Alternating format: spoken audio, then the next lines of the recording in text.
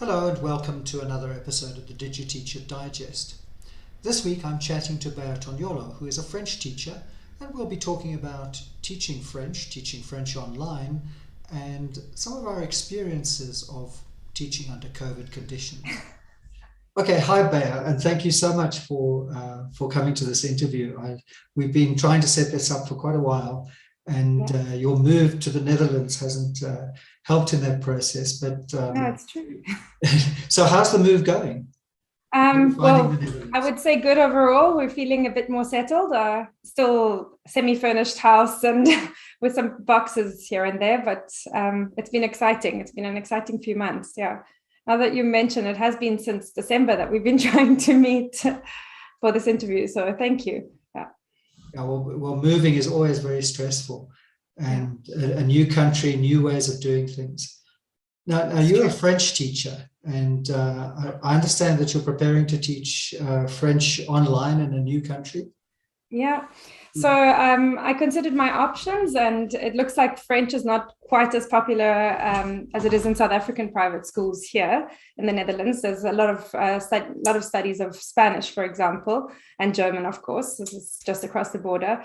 And I decided that actually for a completely new adventure, I'd like to start teaching adults. So I'm going solo and going to be launching my own courses from September. For expats who are in a similar position as me. So I'm feeling the overwhelm that we feel when we don't have the language of the country we've moved to. And I'm hoping to be able to work with that and provide a course for grown-ups who need to be able to survive in their new places of work and new countries. Yeah, and I mean, that's quite an exciting adventure. I just want to switch something off, which is sending notifications through. I hope.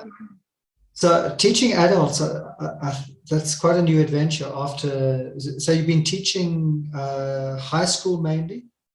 I have been teaching high school for about 15 years since I started teaching. I had a little interlude with really young kids in a bilingual nursery school in Milan for a few years.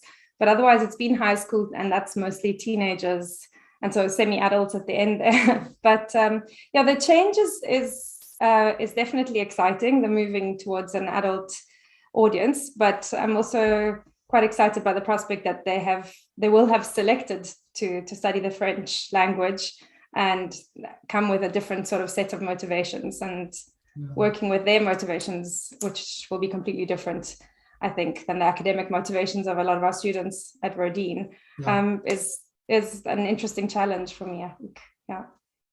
So what platform are you going to be teaching on? I'm still in the early phases. I'm still just started this DigiTeach course that I'm doing, and I'm looking at two platforms. There's one called the Course Creators Kit, and there's one called New Zenler. I don't know if you might know both, probably. I'm afraid. No. So one of them will actually be able to host the community, as far as I can tell, and I have signed up with them, with New Zenler, to see if it works out for me. So it can host live sessions as well as pre-recorded parts of the course or the program. It can host a community, which is the aspect that I'm hoping to really nurture, because I think that's what technology really helps to nurture, is that communication, which was what we need. As first-time learners of a new language, you often lack the opportunity to talk to others, and having someone at a similar level can be quite helpful, because you know that they're going through similar experiences. You can check in with each other. At the moment in the Netherlands, I'm loving talking to children on my neighborhood. Children are the ones that happen to have the most patience, because they use simple Dutch, and they're patient enough to repeat it and sing it, and so that's why I think learning with others on the same level is a fantastic advantage. Yeah, as an adult, I mean, it's always difficult to find opportunity to speak. I think especially when you speak English, a lot of people are quite anxious to practice their English on you. Yes. Rather than key. Yeah. And I was, when thinking about like language learning in general, I think that's one of the disadvantages of being a native English speaker or fluent in English. It's quite tempting to just settle for that one language. It's so widely spoken. Here in the Netherlands, I always start with spreek to Engels and then I launch into it. But I've had, I think, one person look kind of confused and hesitant and deny me the opportunity to speak English, but otherwise it's just so easy. And I think in many countries, it gets you places, it gets you to communicate fairly easily, but what it doesn't do is give you the opportunity to integrate with the local culture if you're stuck with only English. Yeah. And teaching French in South Africa, which is where you come from. Yeah. How do you see, I mean, you kind of left that environment now, but how do you see that moving forward? Is it stagnating at all, or is it growing? I think it's definitely a growing subject. As far as I know, the numbers have been increasing as well. There's the aspect that the cohort of students often contain some almost native French speakers from Francophone countries, from Francophone Africa, but also a lot of students who realize that, I think they realize the potential to work across Africa with French, but also to work in other Francophone countries and to travel and to study abroad.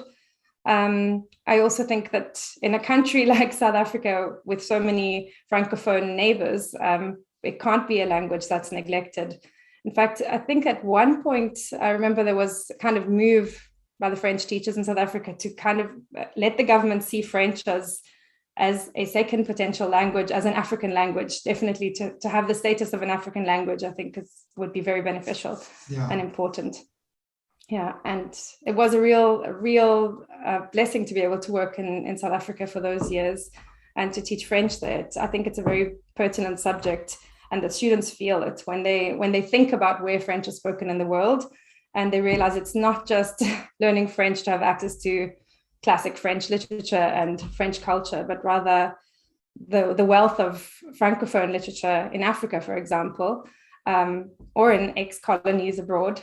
But also just the fact that it opens up opportunities. And I think students were beginning to realize that more and more. Were more Francophone, I mean, texts from other than from France, were they being brought into the curriculum more and more? So the last set of literature until I was there in 2021, unfortunately did not include any Francophone French pieces, not a single poem, and not one of the stories was from Africa, which was a huge disadvantage and a terrible pity. A lot of teachers did complain or object, and it seems that had an effect because I had a very quick look at the new curriculum for 2023 just before I left the country, and now I no longer have access to the IB website. I can't tell you exactly how many poems, but I saw that there was a very important African component, which is great news for teachers and students in South Africa. Yeah. Okay. And the balance between kind of grammar and literature? That is grammar and literature. The balance, or should you say grammar and oral? That's another important question, I think. Okay. The balance with grammar and literature, I think that we do. I mean, literature, in the end of the day, in the IB curriculum, technically counted for 40 points of your paper one. So 40% of one of the two papers. So you didn't, especially in the junior years, you can't spend that long exploring African literature or Francophone literature or French literature because there's so much more to the exam, to the final exam, which is a pity. But I think that literature is something that even if you just get a taste of it, then you give them an idea of what it's like to enjoy like accessing other literature in another language. So my main concern was that it's quite difficult as a teacher in order to get them to pass the written exams to also focus sufficiently on oral. And I think in high schools, often the oral aspect is slightly neglected. So we know that the papers are heavily weighted and that they're written papers and that grammar counts, writing effectively counts, and comprehending, a certain level of vocabulary counts. But sometimes students will have a brilliant level on their written papers and yet lack confidence entirely when it comes to doing their oral, or dread the experience of speaking French, hide away from opportunities. Yeah. I'm curious to hear your views about, what sort of balance should be given to teaching grammar, because certainly when I was training as an English teacher, given South Africa mainly as a second language English teacher, teaching grammar was sort of not mentioned. It certainly wasn't something I was taught in school. Oh, wow. And we weren't taught to teach grammar. The communicative method was in full cry, and the ideas of Stephen Kraken, etc. That you shouldn't teach grammar explicitly. You should learn a language through communication. What's your take on all of that? So, sorry, just to understand the context, you were saying that was teaching English as a second language your experience was based on. Well, I mean, in theory, I like the idea of not ever having to talk grammar explicitly or have a lesson that's devoted just to grammar. But practically, I feel unless you're in an environment where the language is spoken frequently, that you're immersed in it, more or less immersed in it, it's going to be quite difficult to understand those structures unless you've been taught or you've learned the mechanics. So I think that teaching grammar explicitly is kind of like just a way of a shortcut to an end result. It takes a lot more time to learn the language sort of in the communicative approach without ever stopping just for a little bracket to look at the grammar. Having said that, I do think we shouldn't be bombarding students with grammar, especially not in high school, but at any level. Nobody really wants to learn a language because they really can't wait to say I've aced the passé composé and the imparfait difference. It's not generally something that motivates us in and of itself. It's just a means to an end. So ideally, I think it should be sort of interspersed in a course or a program. Yet I understand the pains of teachers who focus a lot on it, because some students struggle to, for example, understand the difference of those two past tenses and how to work with them together. And, knowing that we are kind of, in a way, guided by the final product, i.e. the exam in schooling, is a little bit limiting that way. Yeah. But I mean, I for the life of me, I can't think why one shouldn't be allowed to, we were exhorted not to teach grammar explicitly at all. And we certainly weren't given the tools to do that. Most of because I'd learned Latin, I had insights into grammar and so on. But most of the teachers I was trained with, couldn't tell a verb from an adjective really. No, I think that's a real disadvantage. Even at one point, I learned English as a second language when I was 10.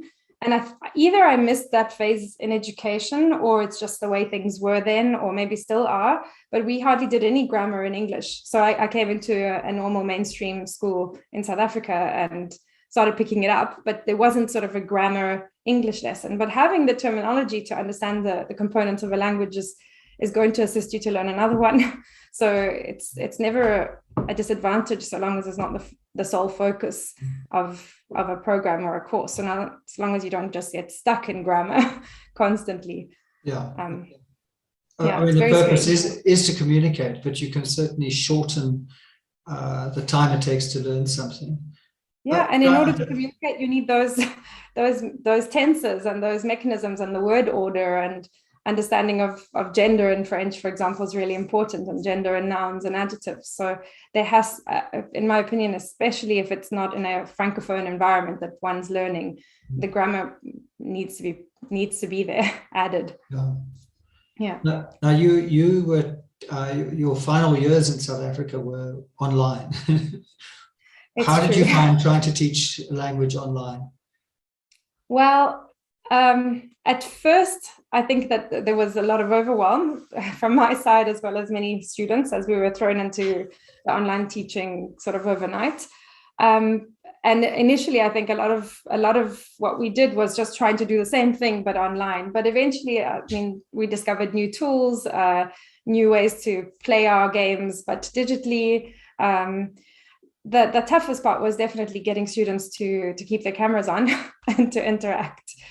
And as much as I'm not a huge fan of videoing and being videoed, I now completely understand the value of camera on. It's like, it's an active engagement. You commit to being there, to being present, and to really showing up during the lesson, not to being passive and lying down with your coffee or tea.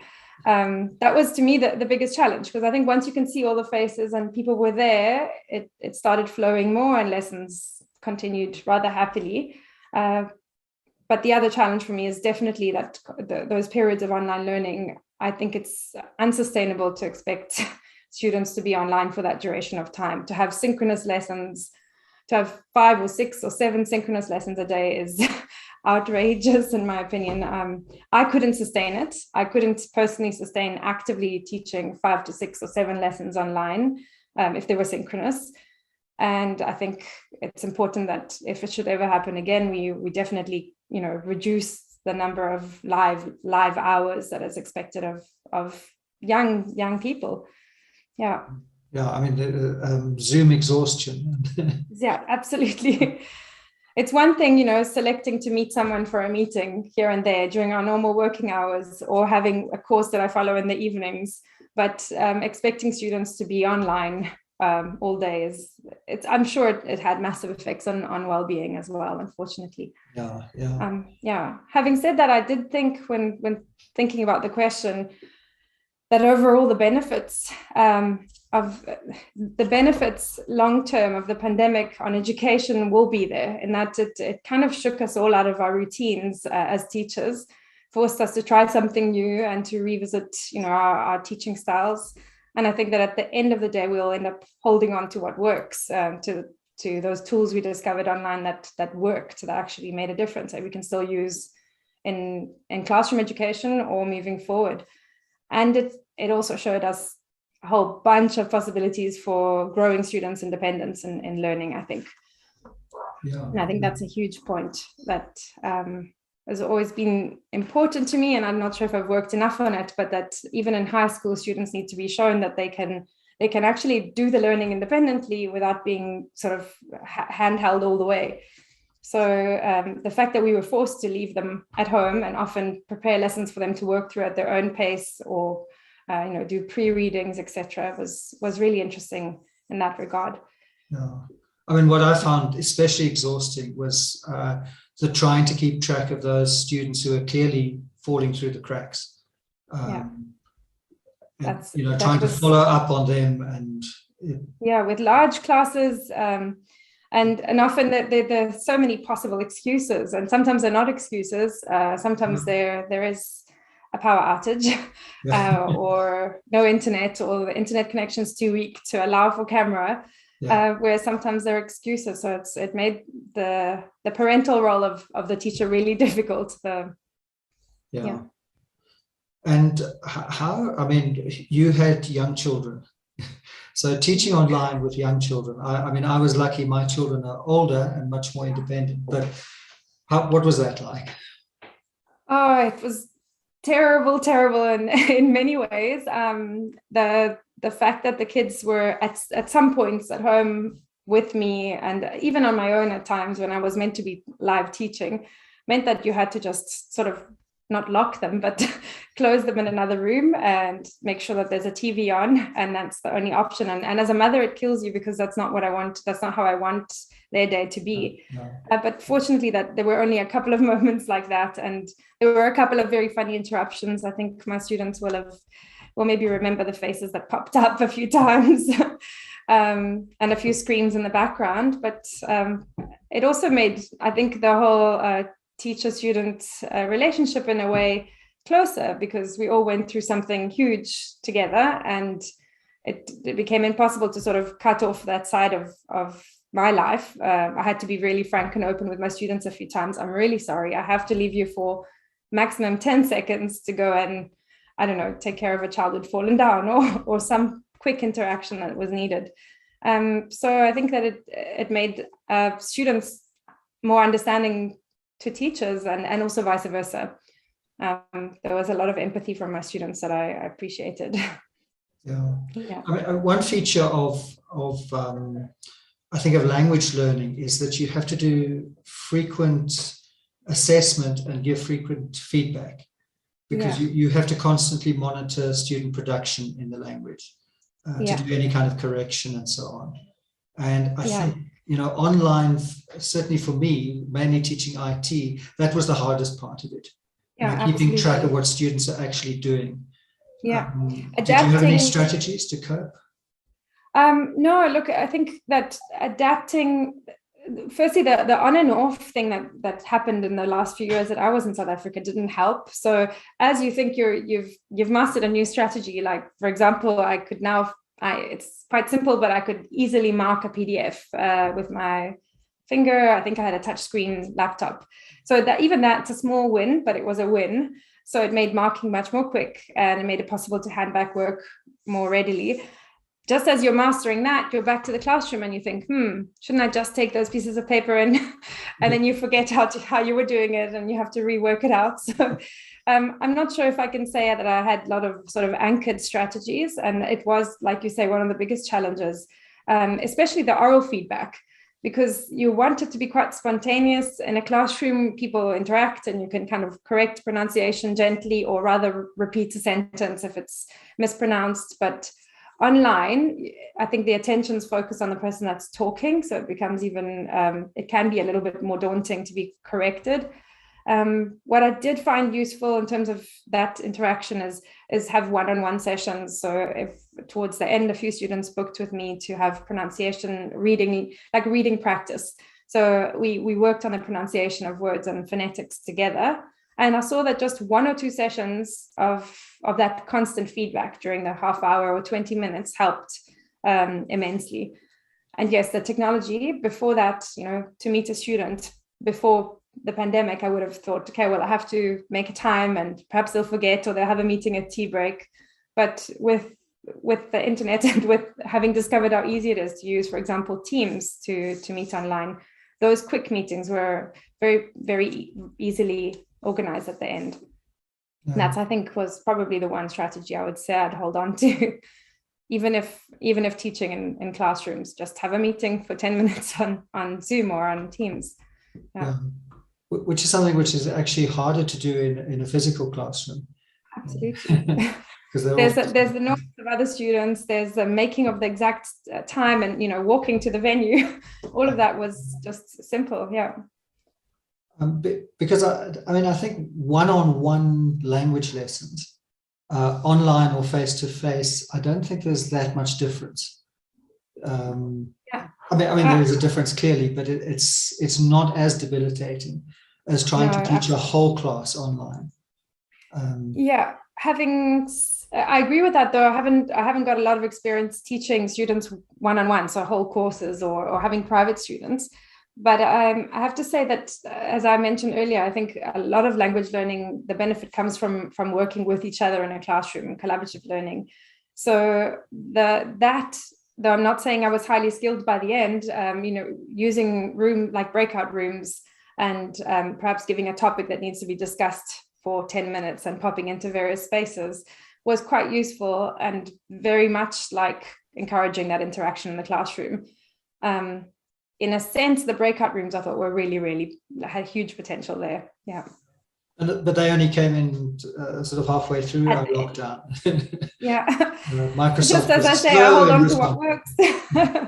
Yeah. And in terms of using technology in the language classroom generally, in a physical classroom, but using technology in the classroom, had you experimented much before lockdown? I had, and there are a few things that I really loved. I think for me, games with language games are extremely fun, and it's a really important aspect of a language to actually make it enjoyable.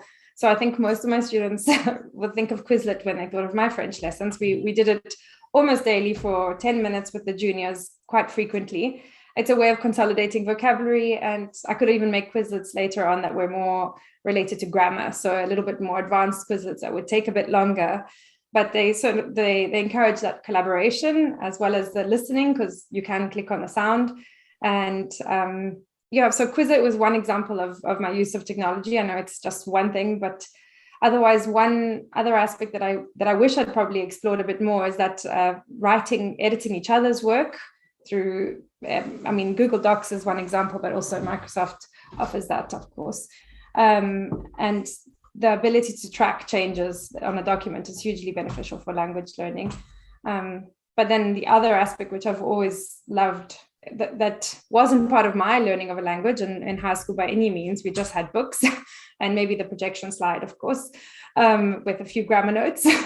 But the fact that, through YouTube, you have access to a wealth of resources.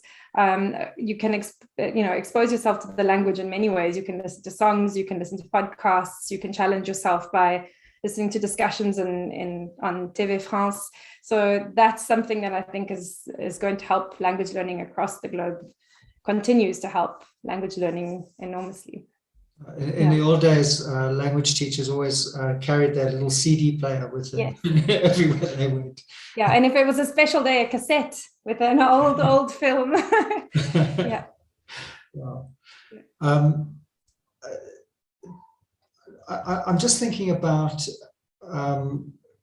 Google Docs and things, and in the old days, as an English teacher, I would always want to encourage collaborative writing.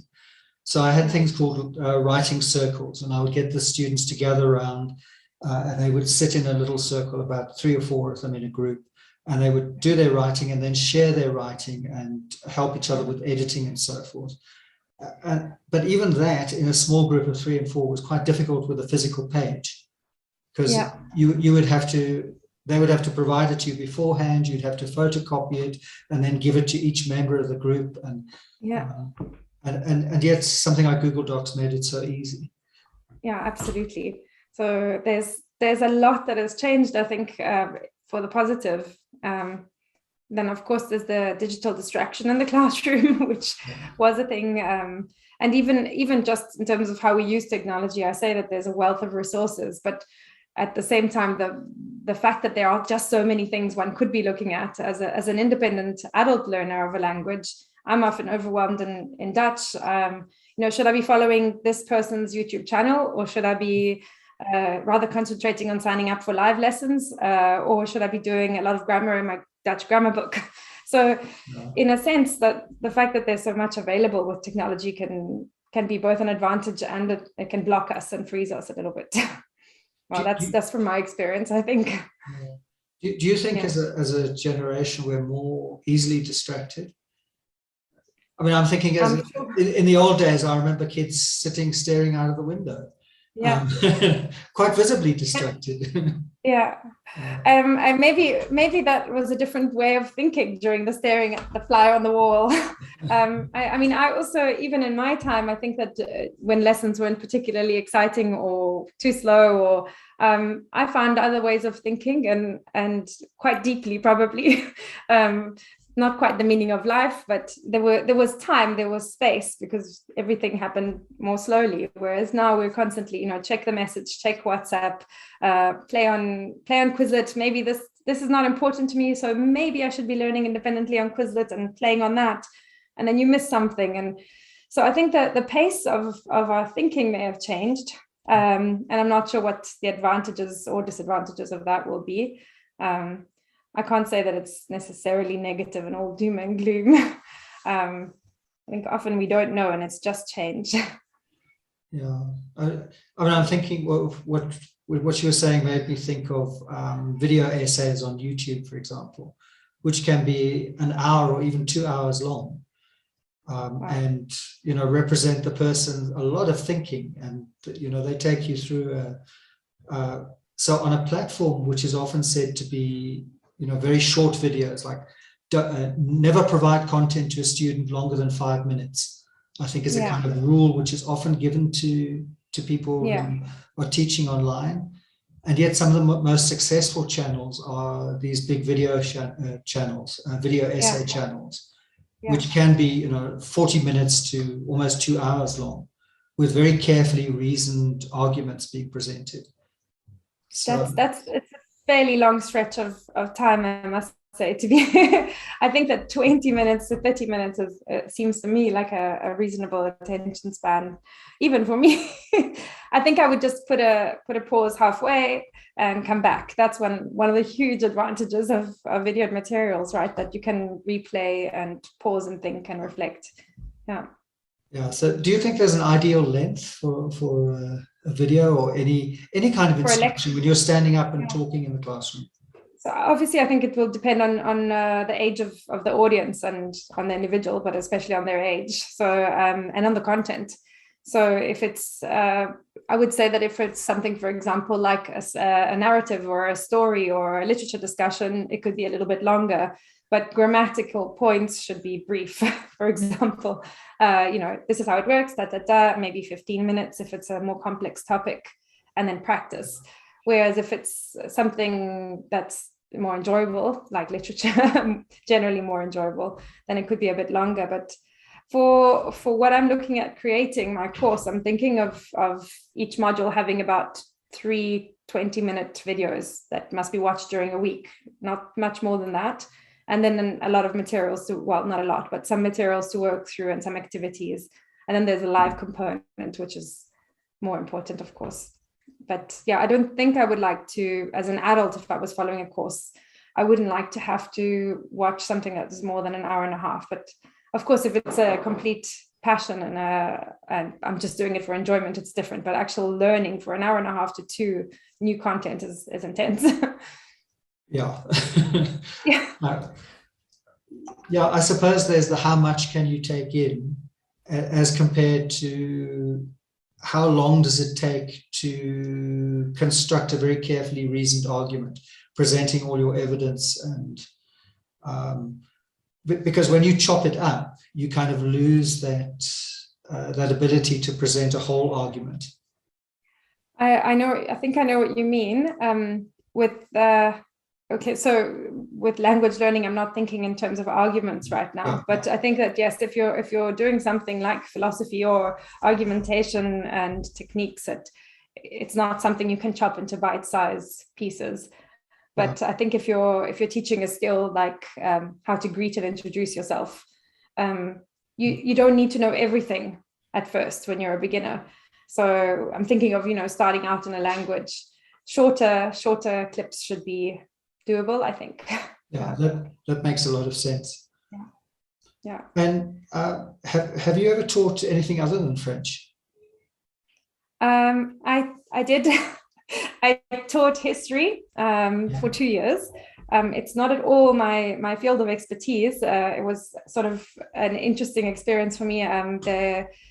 The Ministry of Education in Italy was doing some sort of pilot projects, both with the use of iPads in a particular private school.